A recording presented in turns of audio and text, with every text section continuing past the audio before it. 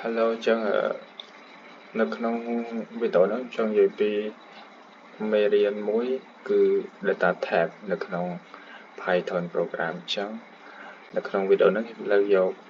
ប្រភេទ data type មួយចំនួនយកមកឧទាហរណ៍ចឹងភាសា Python វារៀងខុសពីភាសាផ្សេងចឹងយើងដឹងហើយភាសាផ្សេងនៅពេលដែលយើងចង់រក្សាទុកនៅទិន្នន័យអីមួយយើងត្រូវតែបង្កើត variable ឧទាហរណ៍ជាអាយុចឹងយើងត្រូវសរសេរ n ស្មើចំនួនអាយុយើងចឹងនៅក្នុងហ្នឹងអត់ចឹងអញ្ចឹងកន្លែងហ្នឹងខ្ញុំបង្កើត variable មួយឈ្មោះ name ស្មើឧទាហរណ៍ញ៉ាបុនទេ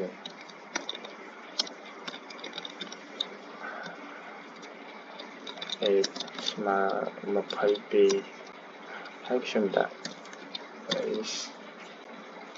student ស្មើ true and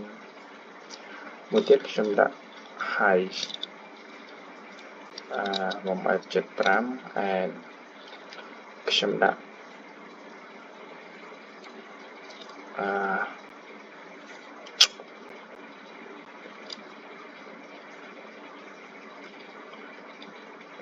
have job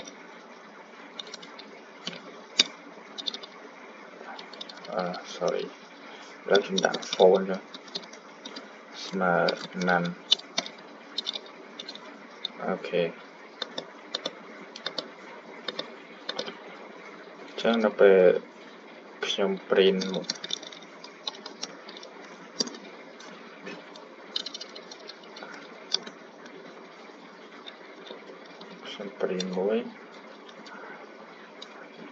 កន្លែងហ្នឹងខ្ញុំសរសេរ print name and print age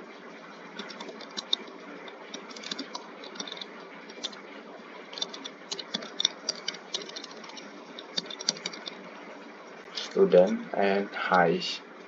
phone ចឹងកន្លែងយើងចុច print មកវានឹងបង្ហាញតម្លៃទាំងអស់ហ្នឹង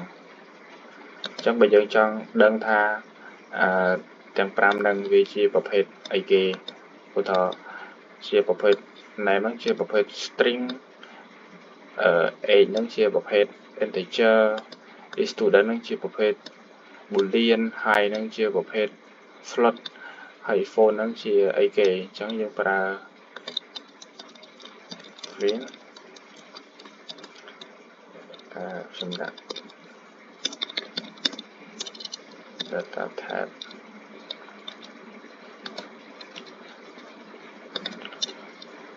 អញ្ចឹងយើងដាក់ print and name ហើយយើងប្រើនៅ type នេះយើងប្រើនៅ type នេះដើម្បីបង្ហាញប្រភេទទិន្នន័យ print age print slur print height print phone ចឹងខ្ញុំរ៉ាន់វានៅបច្ចេកចឹង name ហ្នឹងវាជាប្រភេទ string ចំណែក age ជាប្រភេទ integer ហើយ student ជាប្រភេទ boolean ហើយ height float and phone ស្មើ none ហ្នឹងវាជាប្រភេទ non type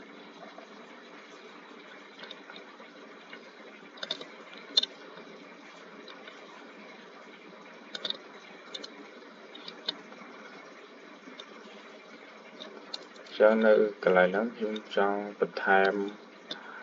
method មួយ method ពីបែបចឹងខ្ញុំ method print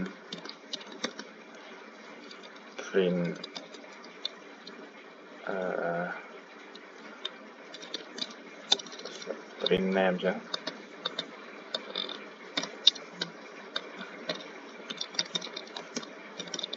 print name ចឹងខ្ញុំដាក់ថា title ចឹង method title ហ្នឹងមានន័យថាវាបង្ហាញ